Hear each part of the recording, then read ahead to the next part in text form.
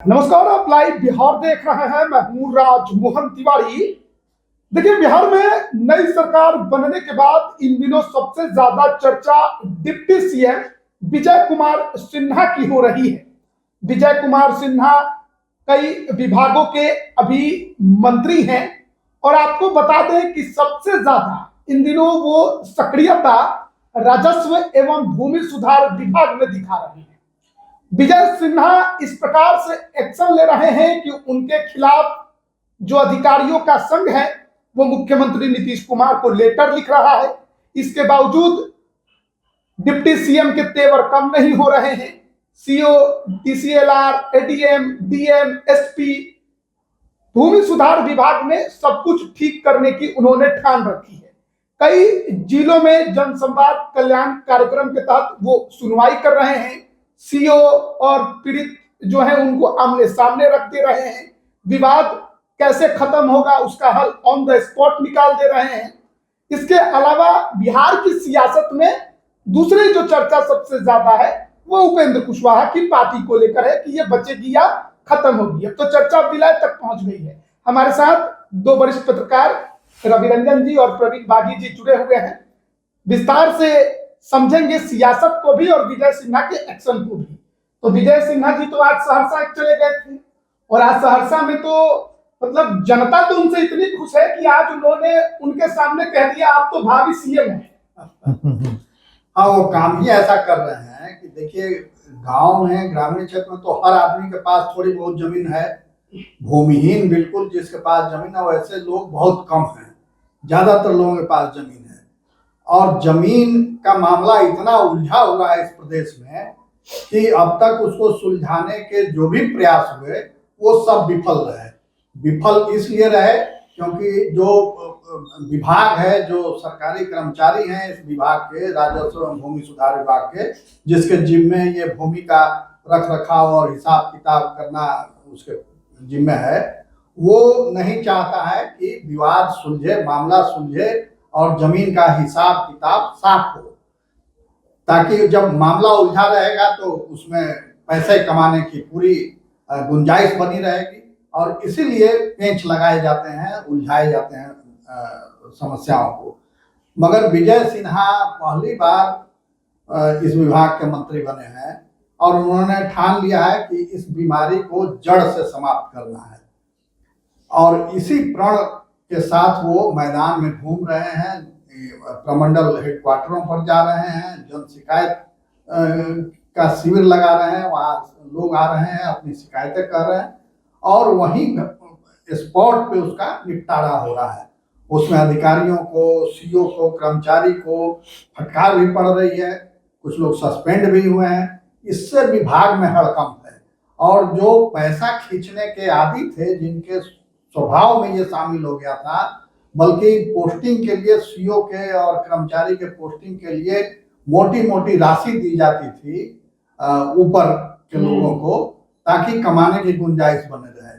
और अगर सरकारी अधिकारियों को, सीओ को, वीडियो को तो छोड़ दीजिए, बिहार सरकार में भ्रष्टाचार का ये आलम है कि अगर सरकारी अधिकारियों के घर पर एक साथ छापे पड़े तो शायद ही कुछ 100 अधिकारी कर्मचारी ऐसे बचेंगे जिनके पास आय से अधिक संपत्ति न हो, क्योंकि भ्रष्टाचार का पर्याय हो गया है बिहार का सरकारी अमला।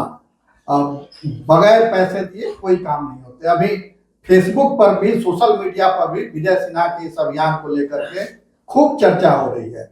एक वरिष्ठ पत्रकार ने अपने फेसबुक पोस्ट में लिखा कि उन्होंने कुछ साल पहले जब महागठबंधन की सरकार थी, अपने गांव में एक जमीन अपने माँ के नाम से रजिस्ट्री करवाई। टिकारी के वो हैं तो टिकारी में वो हुआ रजिस्ट्री और उसके बाद उसका दाखिल खारिज करना था। दाखिल खारिज करने के लिए उनको लगा कि हम तो पत्रकार हैं, एक बार कर्मचारी को कह देंगे तो हो जाएगा। कर्मचारी ने उनको टरका दिया। फिर सीओ को कहे, सीओ ने कहा कि देखिए आपका काम हो जाएगा, लगा हुआ है, क्रम में जैसे आएगा वो हो जाएगा। फिर भी नहीं हुआ। घर वाले नाराज थे क्योंकि वहां 5,000 रुपये वो मांग रहा था कर्मचारी कि 5,000 दीजिए और कागज लेके जाइए दाखिल खारिज का हाथों हाथ। और ये थे कि नहीं, पैसा नहीं देना है, हम पत्रकार हैं, पैसा नहीं देंगे, घूस नहीं देंगे, जायज तरीके से काम होगा। फिर यहाँ जो मंत्री थे उस समय के, उनके पास हो गए। मंत्री ने अपने ओएसडी को बुला के आगे देखो इनका काम तुरंत होना चाहिए। 1 महीना, 1.5 महीना, 2 महीना निकल गया, काम नहीं हुआ। ओएसडी ने भी हाथ खड़ा कर दिया, कहा कि आपका सीरियली लगा हुआ है, जब वो आएगा तो हो जाएगा। मगर वो सीरियल कब आएगा, क्योंकि 10-10 साल पीछे का सब दाखिल खारिज जमा हुआ पड़ा था। तो अंत में फिर उनके घर के लोग नाराज होकर के जाके पैसा दिए वहां और तब जाके वो काम हुआ। तो ये हालत है, इतनी स्थिति खराब है कि मंत्री तक की बात नहीं सुनी जाती, इसलिए कि मंत्री भी लाभान्वित होते रहे हैं, पोस्टिंग तो उन्हीं के लेवल से होती है। तो ये पूरा ऊपर से नीचे तक भ्रष्टाचार का पर्याय बना हुआ है भूमि सुधार और राजस्व विभाग। और वही नहीं, रजिस्ट्री ऑफिस में आप जाइए भूमि की रजिस्ट्री कराने, वहां भी तरह तरह के शुल्क आपसे वसूले जाते हैं नाजायज तरीके से, और नहीं दीजिएगा तो कुछ पेंच लगा के आपका रद्द कर दिया जाएगा, फिर दौड़िए परेशान होइए। इसमें रवि रंजन सर जी को भी जोड़ेंगे। देखिए, हम लोग को याद है कि इसके पहले जो सरकारें थी, या पे कहिए आप एनडीए की सरकार कहिए या महागठबंधन की सरकार कहिए, राजस्व एवं भूमि सुधार विभाग के जो भी मंत्री रहे हैं उनकी चली नहीं है आज तक। क्योंकि मुझे याद है कि ट्रांसफर पोस्टिंग का मामला, चाहे रामसूरत राय मंत्री थे, उस दौरान नीतीश कुमार ने कैंसिल कर दिया था, और उसके बाद आलोक मेहता मंत्री बने थे, उस दौरान भी नीतीश कुमार ने कैंसिल कर दिया था, और बाद में इन लोगों का कहिए कि पद भी छोड़ना पड़ गया था, दूसरे विभाग इनको दे दिए गए थे, आलोक मेहता को भी दूसरा विभाग शिक्षा विभाग दे दिया गया था। तो मुख्यमंत्री के पास लेटर गया अधिकारियों का। आपको लगता है कि विजय कुमार सिन्हा जिस तरीके से कार्य कर रहे हैं, जनता तो खुश है, अधिकारियों में हरकंप है, क्योंकि वो जब ये कार्यक्रम करते हैं उस दौरान ये भी कहते हैं कि किसी नेता का नहीं सुनना है, कोई भी दबाव डाले का नहीं सुनना है, चाहे वो कोई भी हो। मेरे ऊपर तो केवल मुख्यमंत्री है, कोई और है नहीं, और मुख्यमंत्री इस तरह के काम करते नहीं है। तो आपको लगता है कि विजय सिन्हा इसको आगे भी कंटिन्यू रख पाएंगे और विभाग उनके पास रह पाएगा? देखिए, हमने देखा था पथ निर्माण विभाग उनके पास था, छीन लिया गया था, एक कंपनी को ब्लैक लिस्ट कर दिया था उन्होंने। विजय सिन्हा जिस तेवर में है उससे तो लगता है कि वो, मैंने जिस कॉन्फिडेंस में है उससे लगता है कि वो इस काम को कर लेंगे। लेकिन भूमि सुधार विभाग हमेशा ही, जैसे होता है ना बिजली के छाता में उंगली करना, ये वो विभाग है। और बिहार सरकार, बिहार में कई सरकारों ने नीतीश कुमार का तो ये ड्रीम प्रोजेक्ट है कि किसी तरह से भूमि सुधार का काम पूरा हो जाए। इसके पहले कई सरकारों ने चकबंदी के सवाल पर भी, कई सरकारें जाते जाते बची चकबंदी के सवाल पर।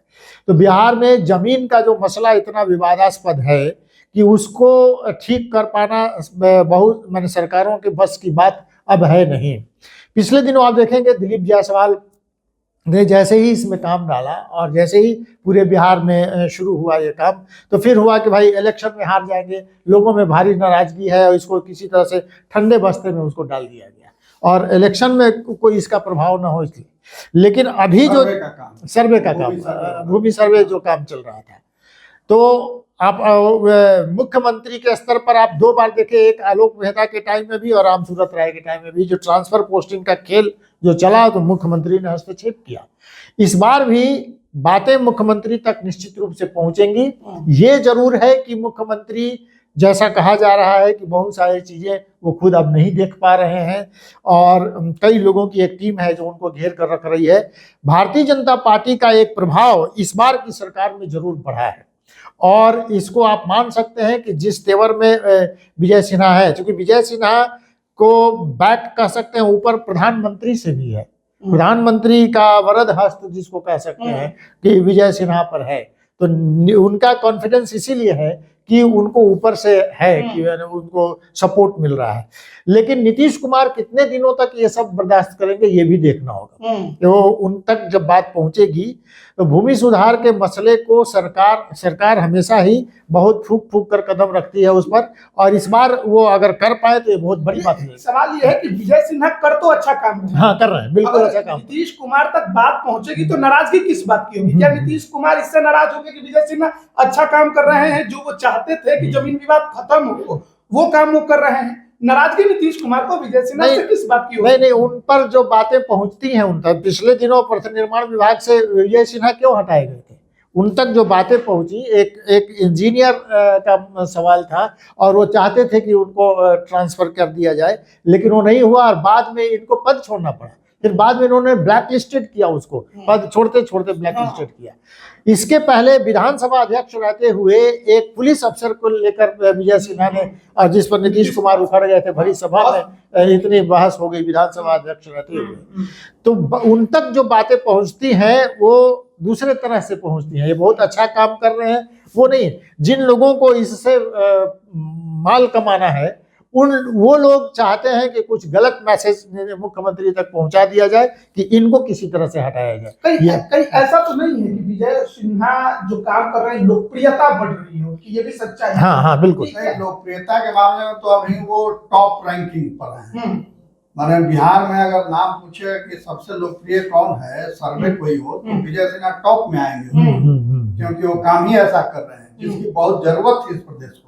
और दो विभाग देखिएगा जिसमें माफियागिरी सबसे ज्यादा है, एक तो बालू वाला माइनिंग खनन का भी इन्हीं के पास वो विभाग है, और भूमि सुधार का भी विभाग इन्हीं के पास है। दोनों जिम्मेदारी उन्होंने धारण की है और दोनों में बेहतर काम कर रहे हैं।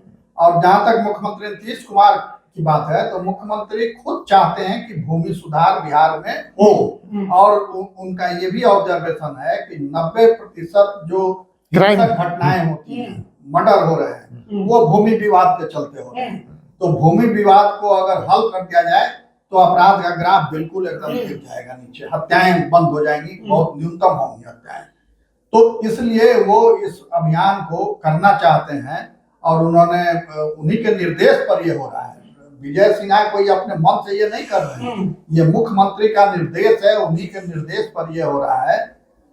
और मुख्यमंत्री जब पहली बार बने थे मुख्यमंत्री 2005 में, तब से उनके दिमाग में ये बात घूम रही है कि बिहार में भूमि सुधार बहुत जरूरी है, भूमि सुधार होनी चाहिए। इसीलिए उन्होंने पश्चिम बंगाल के एक अधिकारी थे जिन्होंने वहां भूमि सुधार कराया था, उनकी देखरेख में हुआ था, उनको बुला करके यहाँ आयोग बनाया, उसका अध्यक्ष बनाया। 2 साल तक उन्होंने अध्ययन करके एक रिपोर्ट दी, और उस रिपोर्ट के बाद से फिर लोगों ने उनको समझाया होगा कि इससे तो बहुत विवाद बढ़ जाएगा, बड़ा अहित होगा पार्टी का भी और समर्थन घट जाएगा, तो वो ठंडे बस्ते में डाल दिया गया था। मगर फिर जैसे ही मौका मिला उनको, उन्होंने उस पर काम करना शुरू कर दिया, और ये जो काम सब हो रहा है वो उसी रिपोर्ट के आधार पर हो रहा है। बंदोपाध्याय कमेटी की रिपोर्ट के आधार पर ये सारा अभियान चलाया जा रहा है। तो इसके पहले भूमि सर्वे का काम हुआ, हर जगह से आवेदन मांगे गए कि लोग अपनी स्व घोषणा दें, अपनी जमीन कितनी जमीन उनके पास है वो सब दें और उनके नाम कर दिया जाएगा। तो इसके कई फायदे थे। एक तो कि जो दूसरे की जमीन कोई दूसरा हड़प के और अपने ताकत के बल पर जोत रहा था, वो सब उसके पास लौट जाएगी। जो सरकारी जमीन पर बाहुबली और दबंग लोग कब्जा जमाए हुए थे, वो जमीन बाहर निकल आएगी। ये बड़ा इसका इफेक्ट पड़ने वाला है समाज पर।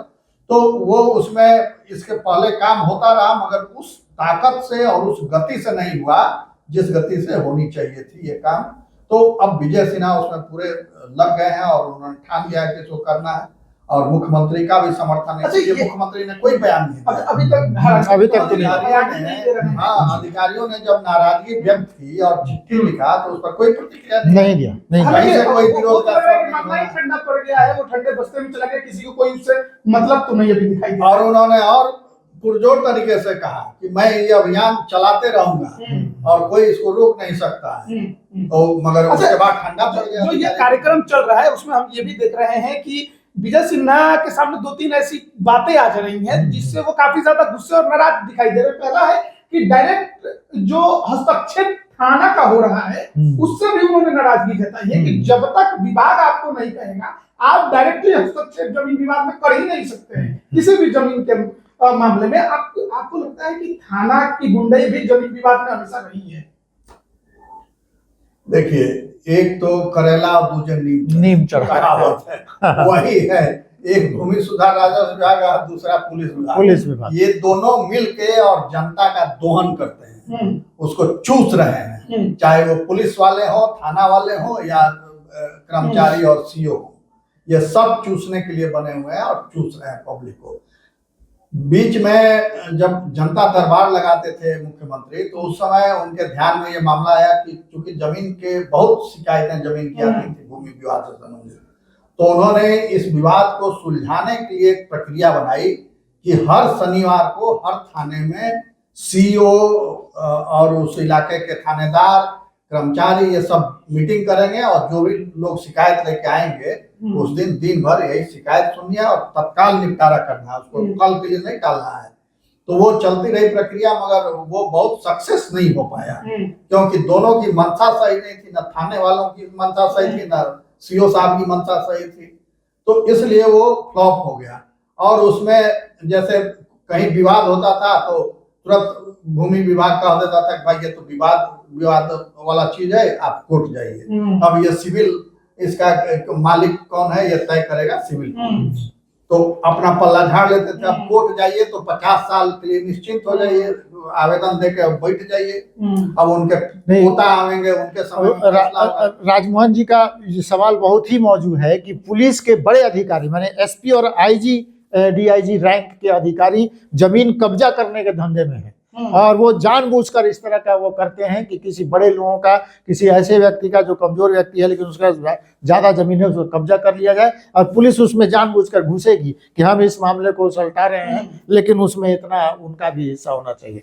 तो पुलिस तो जानबूझकर ये कर रही है, और निश्चित रूप से उसके बाद सर्किल अफसर, राजस्व कर्मचारी, ये लोग मिलकर, जैसे दाखिल खारिज का मसला क्या है, जब रजिस्ट्री हो गया तो रजिस्टर 2 पर नाम चढ़ा देना है, उनका नाम दाखिल हुआ और उनका नाम खारिज हुआ, यही करना है। लेकिन इसमें इतना लंबा वो कैसे हो जाता है, जबकि आप कह रहे हैं कि सब कुछ ऑनलाइन हो गया, सब कुछ 2-2 साल 3-3 साल इतना लग जाता है। दाखिल खारिज रजिस्टर 2 में लोगों का नाम नहीं चढ़ रहा है। दूसरा सेवा का अधिकार, एक बार नीतीश कुमार ने बहुत ये किया कि 21 दिन के भीतर काम हो जाएगा, इसको ऑनलाइन आवेदन करिए और कहीं कोई पैसा देने की जरूरत नहीं है, इस समय सीमा के अंदर ही हो जाएगा। वो कहाँ गया? वो आज तक कुछ नहीं हो रहा। आप चले जाइए ब्लॉक ऑफिस में, बिना पैसा दिए हुए आप ऑफिस के अंदर घुस नहीं सकते। मैंने चपरासी भी कहेगा कि साहब नहीं है, 5 रुपया दीजिए तब भेंट कराएंगे। तो सवाल तो ये है कि पुलिस की भी कमाई का एक बहुत बड़ा जरिया है और राजस्व विभाग के लोगों की कमाई का एक बहुत बड़ा जरिया है। उस कमाई के जरिए पर कोई मंत्री कोई अंकुश लगा देगा तो ये खलबली, ये बेचैनी पूरे राज्य में जो हुआ है, जो पहुंच गए कि हम लोग आंदोलन करेंगे, तो भाई नौकरशाहों के बल पर नीतीश कुमार सरकार चला रहे हैं। उनको ये बल था कि नौकरशाहों के पक्ष में नीतीश कुमार बोल देंगे, लेकिन अभी तक तो उन्होंने कुछ नहीं कहा। तो विजय सिन्हा जो काम कर रहे हैं, एक डर है कि मंत्रिमंडल विस्तार कहीं होगा, क्योंकि 3 विभाग विजय सिन्हा जी के पास है, तो कहीं यही विभाग इनसे लेकर दूसरे को ना दे दिया जाए। नहीं, ऐसा नहीं होगा, क्योंकि मुख्यमंत्री के निर्देश पर ही उनके जो ड्रीम प्रोजेक्ट है उसको पूरा कर रहे हैं विजय सिन्हा। क्योंकि काम तो इन्होंने पथ निर्माण विभाग में भी अच्छा करना शुरू किया था कि जो कंपनियां हैं जो भ्रष्टाचार कर रही हैं उनको ब्लैकलिस्ट करना शुरू किया, कार्रवाई की, पथ निर्माण विभाग इनसे ले लिया गया। हाँ, तो वो मामला दूसरा था, उसको आप इससे मत जोड़िए। ये भूमि सुधार का काम जो है इस प्रदेश में नीतीश कुमार जब से मुख्यमंत्री बने तब से उनकी चाहत रही है कि ये काम होना चाहिए, ये बहुत जरूरी काम है, और उन्होंने ही शुरू कराया, कमेटी बनाई जो मैंने बताया, अमित बंदोपाध्याय कमेटी। तो ये वो चाहते हैं, दिल से चाहते हैं कि ये काम हो, और इसीलिए विजय सिन्हा को उसमें लगाया गया और विजय सिन्हा उनकी इच्छा से काम कर रहे हैं। और अब तो अधिकारियों में भी 2 फाड़ हो गया है।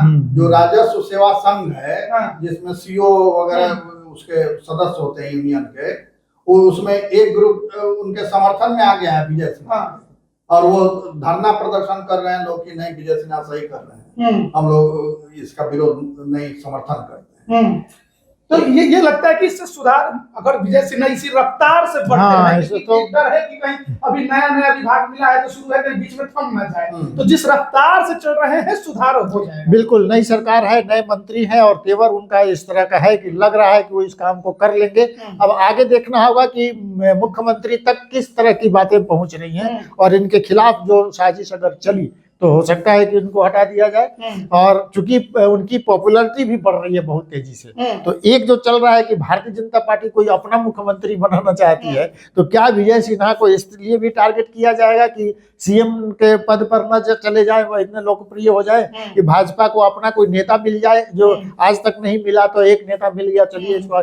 तो अगर ये बात हुआ तो रिएक्शन जरूर होगा और उसका असर पड़ सकता है। चलिए अब दूसरे टॉपिक पे बात करते हैं, और वो है उपेंद्र कुशवाहा। अब उपेंद्र कुशवाहा की पार्टी बनने के बाद ये पहला विधानसभा का चुनाव था। इसके पहले लोकसभा चुनाव लड़े, खुद अकेले हार गए। इस बार 6 सीटों पर पार्टी लड़ी, 4 जीती, जिसमें एक उनकी पत्नी भी थी। 3 जो उनके पार्टी के विधायक बने, ये नाराजगी लंबे समय से शुरू हो गई, जब से मंत्रिमंडल का गठन हुआ और उनके बेटे दीपक प्रकाश मंत्री बने। ये नाराजगी खत्म होने का नाम नहीं ले रही है, अब भी ये नाराजगी जारी है। उपेंद्र कुशवाहा कुछ बोलने को इस पर तैयार नहीं है, लेकिन विधायक सीधे सीधे कह रहे हैं कि हाँ, हम नाराज हैं। लेकिन ये नाराजगी कहां जाके खत्म होगी? क्या ये तीनों विधायक दूसरी पार्टी में जा रहे हैं, या फिर वहीं रहकर कोई और गुल खिलाने की कोशिश चल रही है? क्या हो रहा है उपेंद्र कुशवाहा की पार्टी में? देखिए, इसमें जो भी होगा वो एनडीए के शीर्ष नेताओं की सहमति से ही होगा। इसके 2 ही रास्ते हैं। एक रास्ता तो ये है कि उपेंद्र कुशवाहा अपने पुत्र को विड्रॉ कर लें, अच्छा, मंत्रिमंडल से बाहर ले आवे इस्तीफा देकर, और किसी दूसरे विधायक को मंत्री बना दें।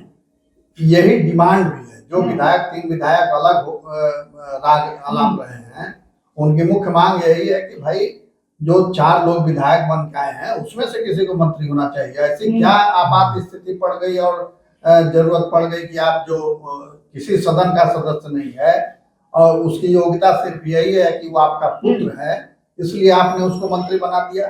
अगर मंत्री बनाना था तो उसको चुनाव लड़ा के ले आते, तब बनाते, तो इतना विरोध नहीं होता। मगर ये दाव उनका गलत पड़ गया है। और अब चर्चा ये भी है कि वो अपनी बहू को भी राजनीतिक पोस्टिंग दिलाने में सक्रिय हो गए हैं, और राज्य नागरिक परिषद में उसको चाहते हैं कि उपाध्यक्ष बने। माधवानंद की सीट पे। हाँ, जो माधवानंद तो विधायक बन गए, तो वहां से इस्तीफा दे दिया उन्होंने।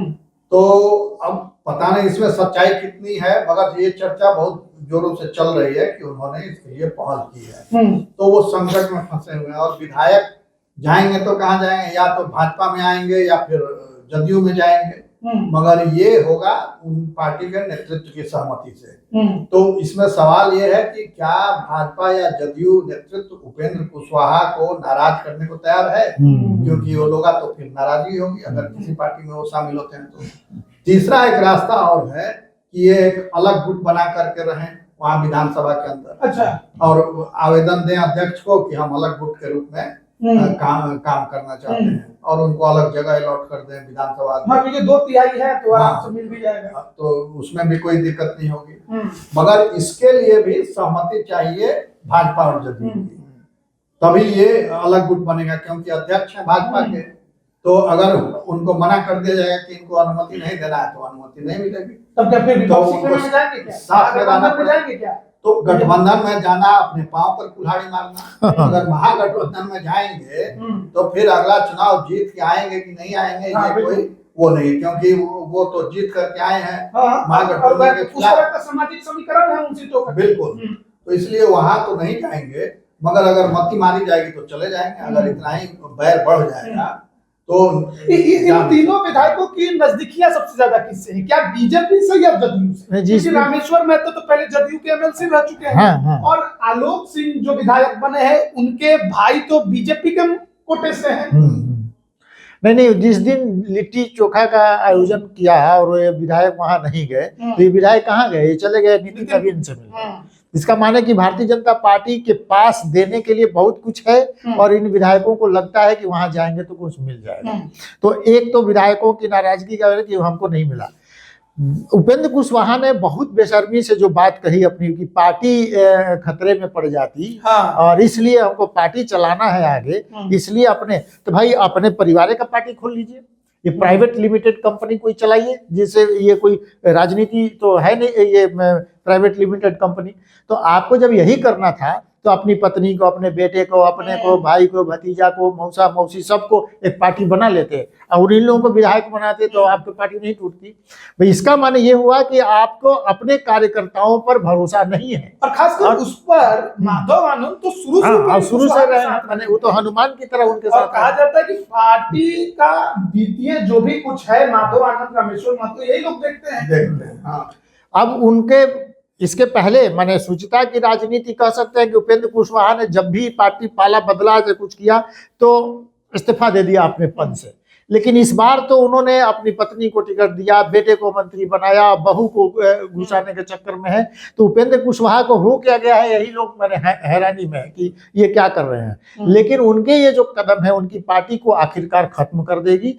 हाँ, इसका इंतजार सिर्फ यही है कि जदयू और बीजेपी दोनों ये रिस्क लेने के लिए तैयार नहीं है कि कुशवाहा समाज को नाराज करके उपेंद्र कुशवाहा को के खिलाफ कुछ ऐसा कर दे।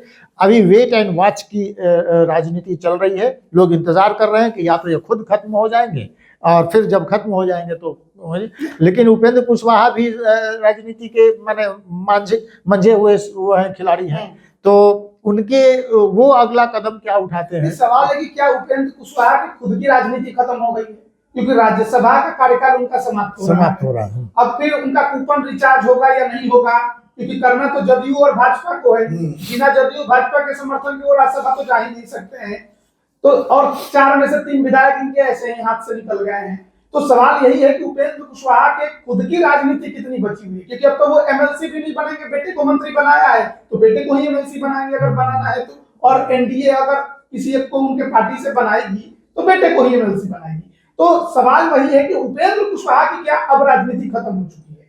नहीं, राजनीति खत्म नहीं हो चुकी है। उपेंद्र कुशवाहा इस तरह के करामात करते रहते हैं, कभी वो इधर चले जाते हैं, कभी उधर चले जाते हैं। तो उसी तरह एक चर्चा ये भी चल रही है कि जदयू में उनका विलय हो जाएगा फिर से पार्टी का। हाँ, कि वो तीसरी चौथी बार, पता नहीं कितनी सच्चाई है मैं नहीं जानता, मगर चर्चा इस बात की है कि जदयू से उनकी बातचीत चल रही है विलय की है। एक चर्चा ये भी है कि भाजपा से भी बातचीत चल रही है। तो अब कहाँ बातचीत चल रही है, क्या चल रही है, इस बारे में विस्तार से कोई जानकारी नहीं है, मगर राजनीति में ऐसी बातें होती रहती हैं।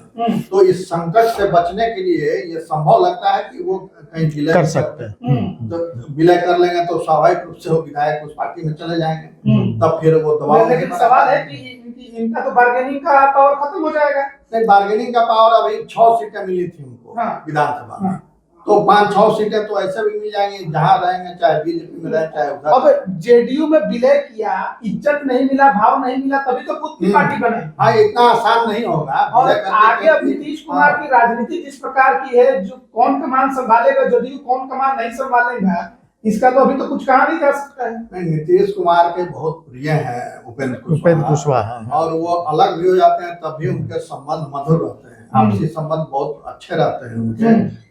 तो वो कभी भी जा सकते हैं वहाँ, या और कभी भी आ सकते हैं और फिर जा सकते हैं। तो ये है, क्योंकि उनको आगे बढ़ाने वाले नीतीश कुमार हैं राजनीति में, और पहली बार उनको वो जीत करके आए थे और नेता विपक्ष उनको बना दिया था उन्होंने समता पार्टी के समय में, नीतीश कुमार ने। तो इसलिए वो उनके बहुत दिल के करीब हैं नीतीश कुमार के, तो वहां जाने में उनको दिक्कत नहीं। मगर ये है कि पार्टी में एक गुट ऐसा है जो उनका प्रबल विरोधी है, और उसी ने ऐसा तिकड़म रचा कि उनको निकालना पार्टी अलग पार्टी बनानी। तो वो गुट अभी कितना प्रभावी है, क्या वो एक्सेप्ट करेगा इस बार बदली परिस्थितियों में, इस सब चीजों पर ये डिपेंड करता है कि आगे वो क्या कदम। तो भविष्य क्या है अब आरएलएल? भविष्य इतनी जल्दी खत्म नहीं होगा। वो तो 2 विधायक, 1 विधायक में जीत के आ जाएंगे, और ताकत तो है उपेंद्र कुशवाहा काफी समय अभी चुनाव में वक्त है। हाँ, अभी तो 5 साल है। तो अभी चुनाव में वक्त है। अगर अभी कुछ मान लीजिए पार्टी टूट भी गई या जदयू या भाजपा ने तोड़ भी लिया, तो क्या ये नाराजगी जो कुशवाहा समाज की होगी वो अगले चुनाव तक चलेगी? नहीं, कुशवाहा समाज की नाराजगी होगी तो वो अभी तो 5 साल है चुनाव में, तो अभी वो मना लेंगे। और देखिए, वो पार्टी जो चल रही है वो उपेंद्र कुशवाहा की बदौलत ही चल रही है, इसलिए उपेंद्र कुशवाहा को कम करके आंकना बहुत भूल होगी। वो उनका समर्थन है, आधार है, और जो लोग जीत करके आ रहे हैं उसमें कहीं ना कहीं उपेंद्र कुशवाहा का भी योगदान है और एनडीए के जीत में भी उनका योगदान है। ये नहीं भूलना चाहिए कि एक समय में वो कुशवाहा समाज के बड़े नेता हुआ करते थे, सबसे बड़े। हालांकि अब थोड़ा सा कद उनका कम जरूर हुआ है क्योंकि लोकसभा चुनाव हारने के बाद और समीकरण गड़बड़ाया, इधर सम्राट चौधरी आ गए भाजपा में, उनका कद बड़ा हो गया, तो इस सब से थोड़ा सा उनका असर पड़ा उनकी राजनीति पर, मगर फिर भी वो ताकतवर हैं और अभी भी खेल बना और बिगाड़ सकते हैं। हाँ। तो हम लोग बातचीत कर रहे थे बिहार की सियासत पर, इन दिनों विजय कुमार सिन्हा की चर्चा और राज्यसभा सांसद और पार्टी आरएलएम के सुप्रीमो उपेंद्र कुशवाहा को लेकर। आप इस पर क्या राय रखते हैं कमेंट जरूर करिएगा। आप सभी का बहुत बहुत धन्यवाद।